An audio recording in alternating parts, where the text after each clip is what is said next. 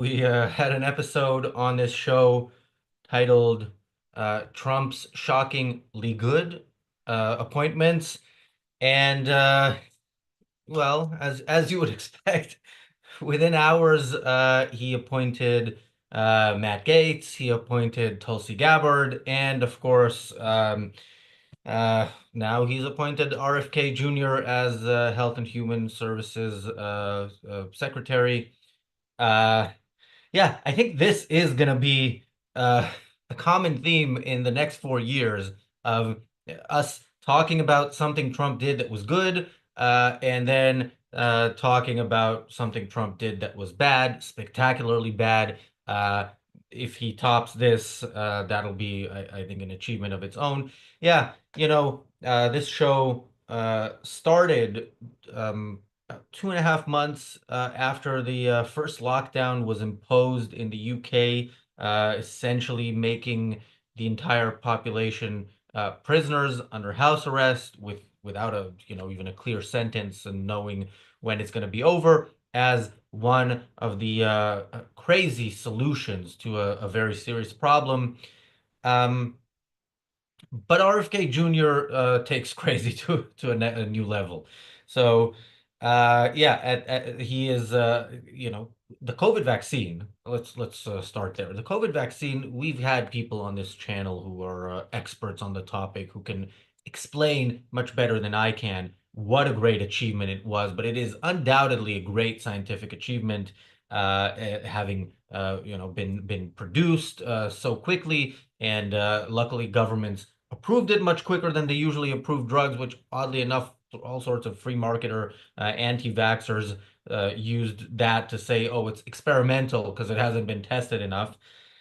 Um, but yeah, people, I think most of the people against that vaccine were probably against it for irrational reasons. You would hear occasionally people saying, "Look, I don't know," or "I'm young and I'm fine with getting COVID and nothing's going to happen to me." There's legitimate reasons you can think why somebody wouldn't want to take that vaccine. But in RFK Jr.'s case, he is against all vaccines. Now, he said something to the effect of he's not against vaccines as such, but he has never seen a vaccine that he is not against as of yet. He also had issues with COVID itself, saying stuff like, what was it, that it was engineered to not not be contagious to Ashkenazi Jews. He is a through and through conspiracy theorist, one of those people that I remember from decades ago, Fox News would have on just to have his I don't know, because he was entertaining, because he was a Democrat who didn't sound like the rest of the Democrats, and I think made them sound worse than they were. Um, but yeah, this is what we have. This is what we're gonna have with Trump. We're gonna have appointments such as this, things that really make you wonder where he's going. It's in some cases going to be for the better. It's going to be, somebody like Mike Huckabee becoming ambassador to Israel, who's against the Palestinian state. In other cases, it's going to be somebody as the Secretary of State for Health and Human Services, who's seemingly against healthcare, or any type of healthcare that is actually scientifically proven. Welcome to the Daily Objective. Daniel, your thoughts on RFK Jr. becoming the person in charge of healthcare in the US. Well, I have also had my COVID vaccines, and besides a weird inklings toward buying Microsoft products, I haven't seen any side effects. Something interesting that I observed, and I'm really glad we did the episode on Wednesday, basically calling out the pretty good appointments, especially because we knew the much worse things are coming, and it was surprising to see, and it's sort of good to give credit where it's due. Something that's really interesting about specifically COVID vaccine and Trump is the big reason why we got the COVID vaccine so soon. And he cannot take credit for that because his own base is against vaccines. And that's something really funny to see, because if you go like 4 years back or something, when the Operation Warp Speed, I think it was called, was sort of started, he was really bragging. He was like, look, I've got the vaccine here for you guys so sooner. And, then he realized no one, or his base doesn't want it. So we had to give up on it. Something that I've also seen interesting is that when it comes to these like really bad cabinet picks, and, we might talk about all of them individually, but things like, Tulsi Gabbard, RFK Jr., they're all former Democrats, similar to Elon Musk, similar to Donald Trump. And, it's kind of weird that, Republicans are really just taking the trash like Democrats threw away. And the actual good positions are, like longtime Republicans like Marco Rubio. Maybe, that's an observation I had. Maybe there's an episode there at some point. Uh, but yeah, him becoming the secretary, it's going to be. We had a small discussion beforehand, and if he was this sort of like, oh, I really dislike what's happening with the American healthcare, and you know what, the government actually has no business in healthcare, and so let's get rid of the department, let's privatize it, let's do all that, I'd be like fully on board. But the real problematic part of him is that he has problems with or sort of he sees problems in when it comes to the health of Americans or American healthcare in general, but he blames it ultimately all on big business, which this anti-capitalist rhetoric he has is again not surprising. He's a longtime Democrat. He has been on a crusade against big business for some time. So this is something that terrifies me the most. Him basically, if you check the stocks, as soon as RFK got picked, all of them dipped. Like my gains are actually down because Pfizer went down like 5% in just one day. It will most likely kick back, but you can already see that yeah, American healthcare companies are definitely not glad about this. And I don't think that's something some people will celebrate. Like, yeah, he will give it to the healthcare, but those are the ones who are actually producing. Those are the ones actually giving us the benefits, not him using the arm of the government. That's absolutely terrifying because America is where innovation in healthcare happens, despite the many restrictions and serious problems they face there. That's where it happens. So, look at where RFK Jr. is going to bring the world in terms of advancement in healthcare. If that is harmed. But okay, let's go to the chat. Thank you, Richard, for becoming a member of our YouTube channel. Thank you, PC, for the super chat. PC says, "I've met him. He will do big things. That's for sure." Yes, that is for sure.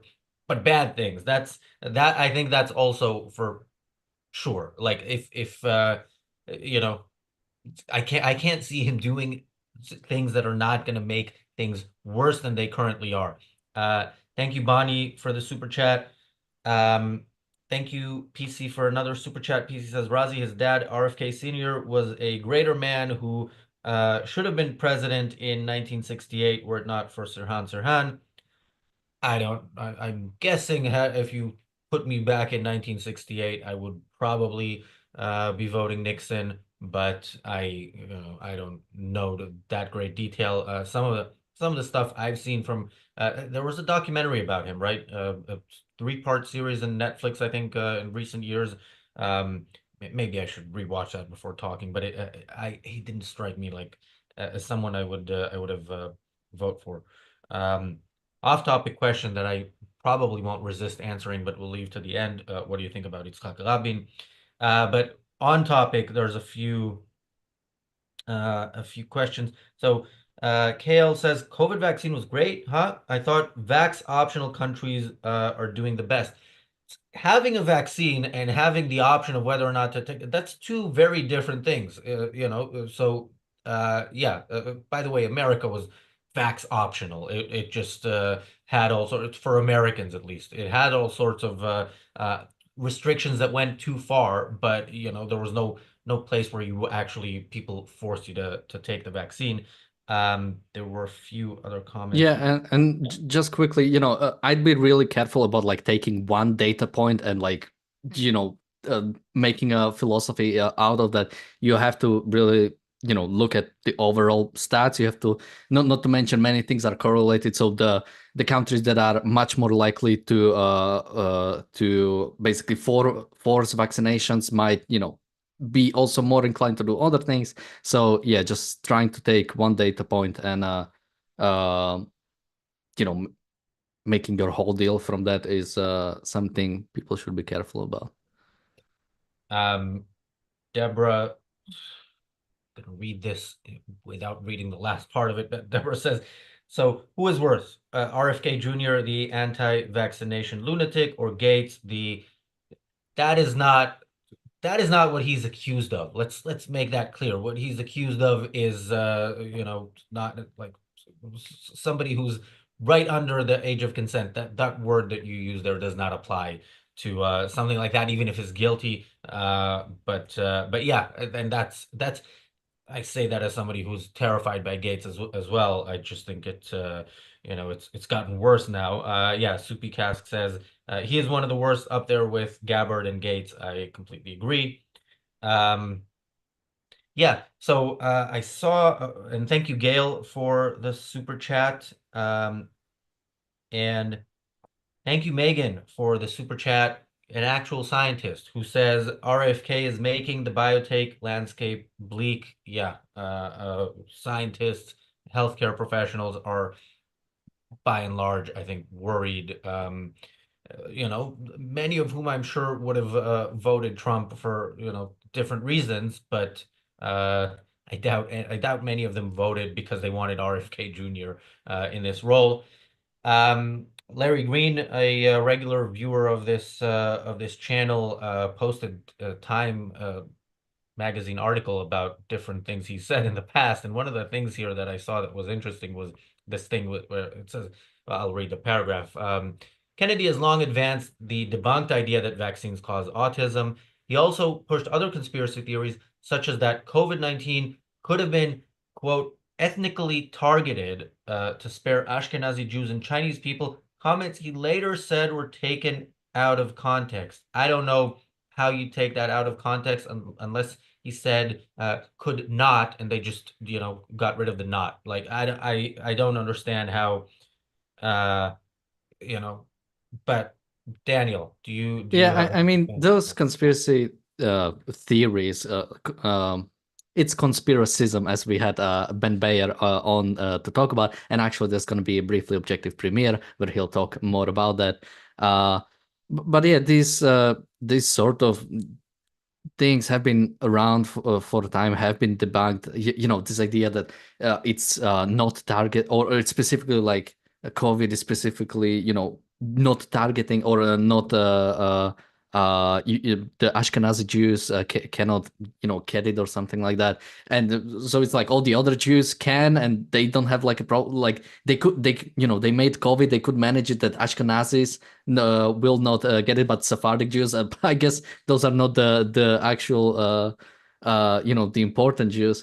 The also the idea of Well, I just want to say, when people express such a view, remember it's not I don't want to say it doesn't happen in a vacuum.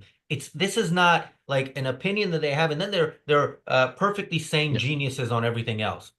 No, this is it tells you something about the way this person uses his mind, and what it tells you should scare you. If you get to the point where you say, yeah, maybe this vaccine, which I don't know where you come up with, not the vaccine, the virus was engineered in this way, and like what are you basing it on? Like where is it coming from?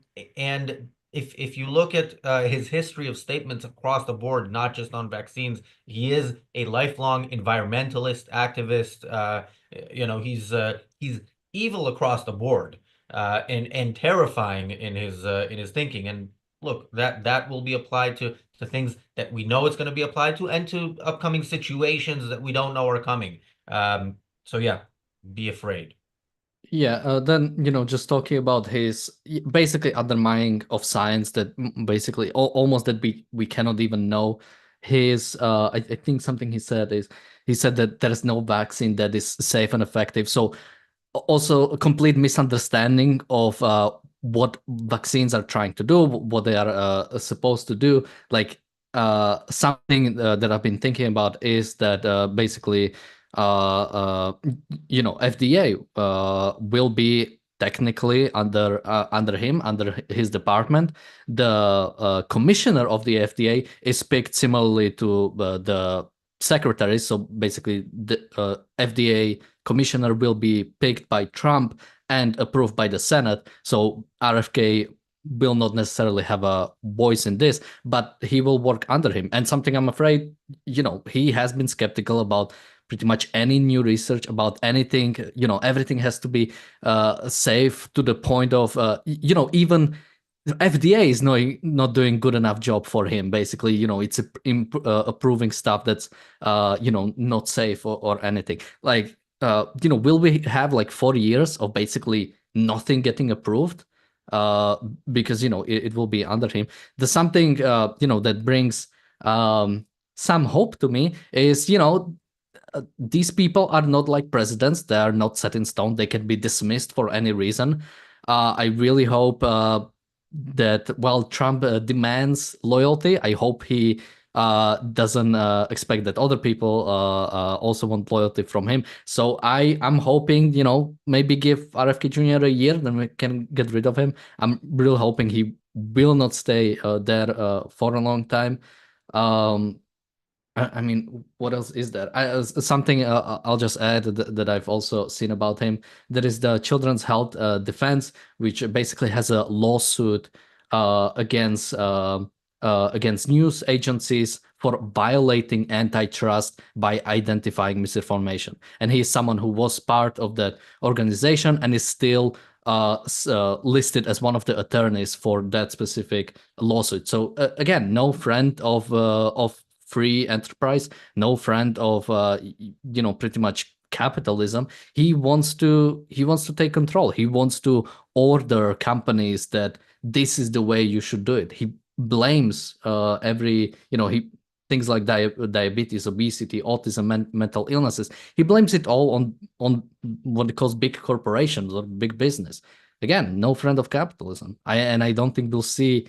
I'd be really surprised if we actually see anything good come out of it. Because again, if he was for some sort of like, government shouldn't have a role in healthcare or in the economy, then great. But he's the opposite.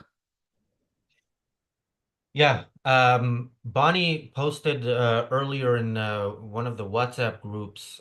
Actually, maybe I'll find it and I'll read it. And while I'm finding it, I will say that the WhatsApp groups are one of the benefits you get when you become a member of the Ayn Rand Center UK, not a YouTube member, but a member through the website, but a member at any level. There are many of them on different topics, and they're interesting. The conversation you see here for 90 minutes a day goes on kind of 24/7 in some of those groups because we have people from around the world. But Bonnie said in the discussion in the politics group about RFK Jr., he's the sacrificial bone Trump is throwing us since he won't be confirmed. And then Trump will say, you wouldn't give me this guy, but I wanted, sorry, Bob, so you'd better give me X. Not sure who X will be, though.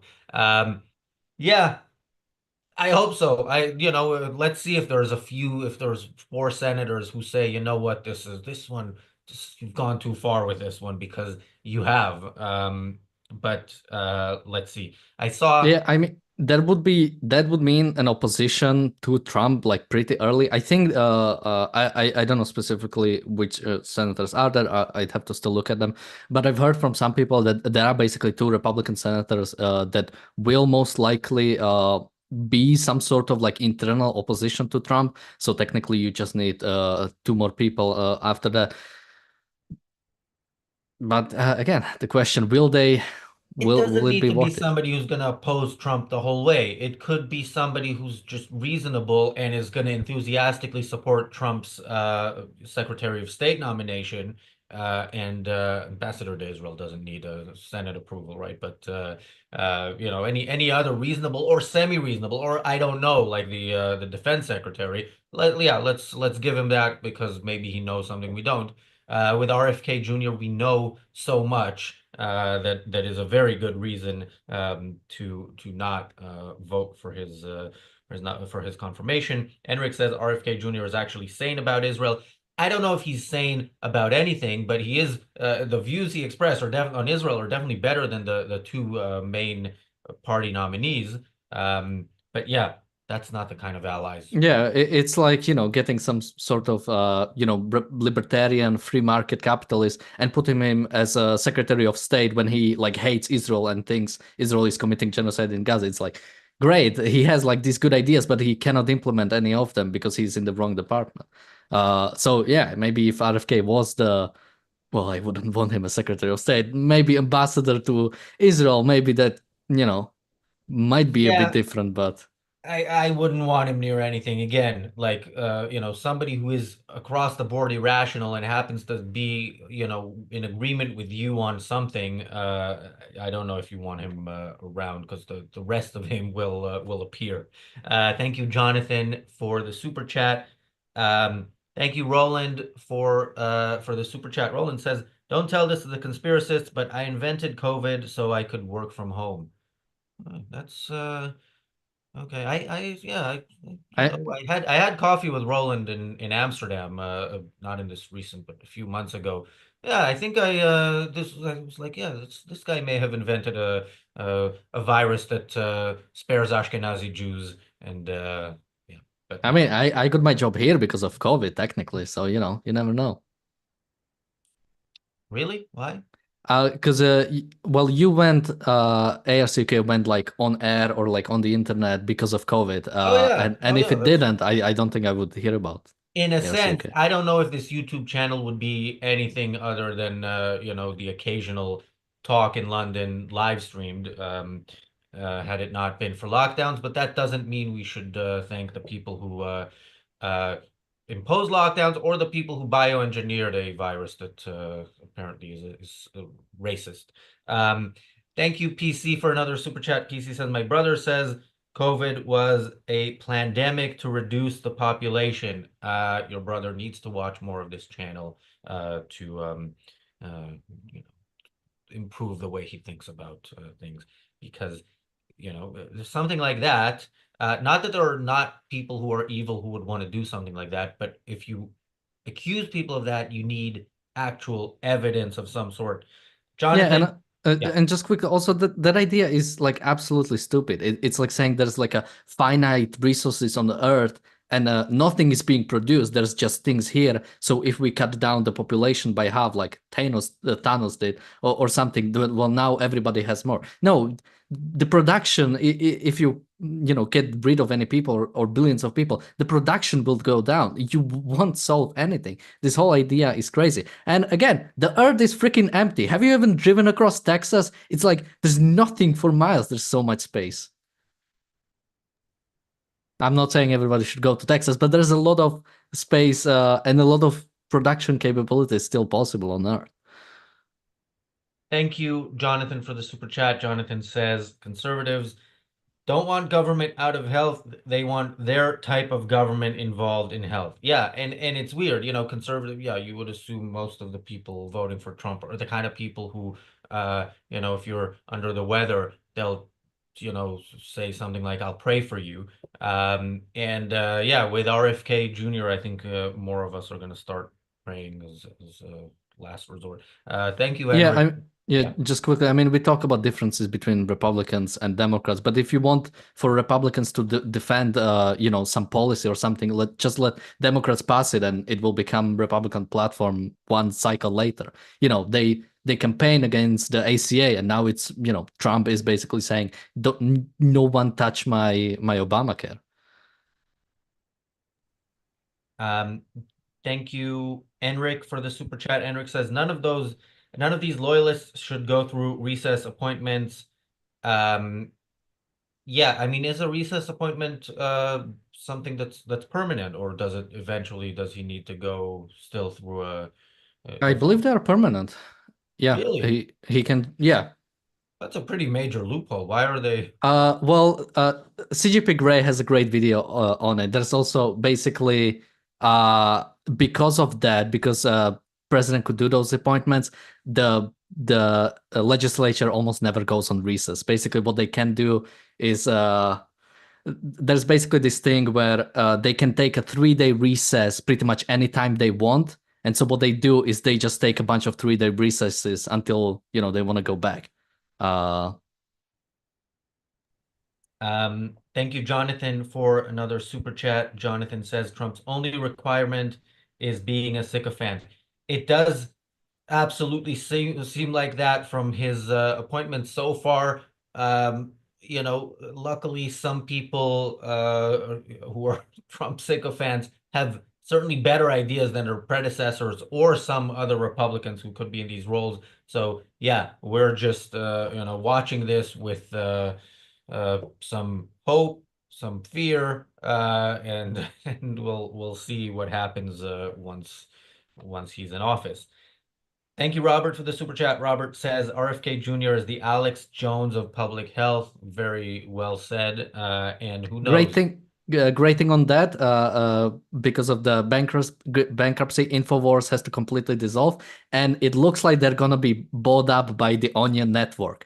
And Oh, I thought basically, you were joking when you no, posted I that. wasn't. It's actually happening, and they plan to basically transform Infowars into like another site, satire.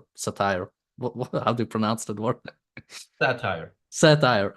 What was it until now? Infowars?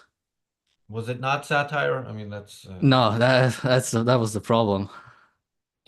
And thank you, PC, for another super chat. PC says, my brother did watch this channel with me in July. He liked what you said, Razi. Well, I'm sure he won't like what I just said, but yeah, that's good. And yeah, we have had people like Dr. Ramesh Adalja on this channel. We'll hopefully have again to talk about COVID, about the vaccine, and I recommend watching that even for people who are against it. Maybe hearing a different view and a different view also from the we need the vaccines and therefore when we also need a mandate and we also need lockdowns. That's not the view you would have ever heard on this channel when the first thing we did about lockdowns in the UK, this was before we had the Daily Objective a few months before. We did a Zoom call which we then put on YouTube, which was titled "Is Tyranny Here?" We argued about the title. I suggested "Is Tyranny Coming?" And I remember at the time Nico said, "No, that's too extreme." And eventually, like days later, he agreed that "Is Tyranny Here?" is a good title. We were against it from the start. That doesn't mean we don't think it's a serious problem, but we understand that people can make choices regarding their healthcare. Parting thoughts, Daniel? Just quickly, someone said about what about Marjorie Taylor Greene? I have to really look into it because she is in the House. She's an elected member, and I don't think uh she can get position in the cabinet if you're an elected member already in legislature. Uh, if she did get anything, that would be yeah, it would be pretty bad. But hopefully not. Let's hope for the best. And yeah, there was a question about Yitzhak Rabin. I think he is very, very much to blame for everything that's happened. He's one of the people to blame for everything that's happened in the Middle East in the past 30 plus years. He is the person who signed Oslo.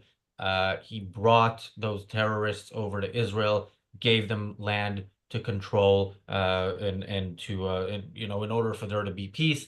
And as I've said, the generation that grew up around that time, I refer to sarcastically as the peace generation. It's the generation that has experienced the peace that Israel made with the Palestinians, capitulating to various demands and getting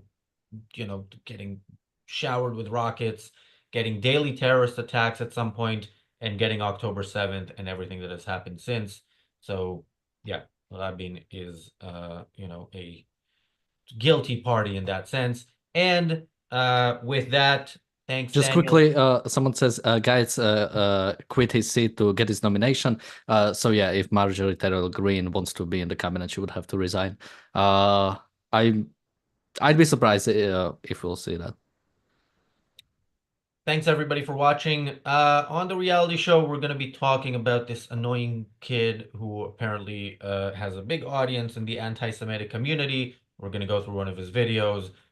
He's well, you'll see it. Thanks for watching. We'll see you in a couple of minutes.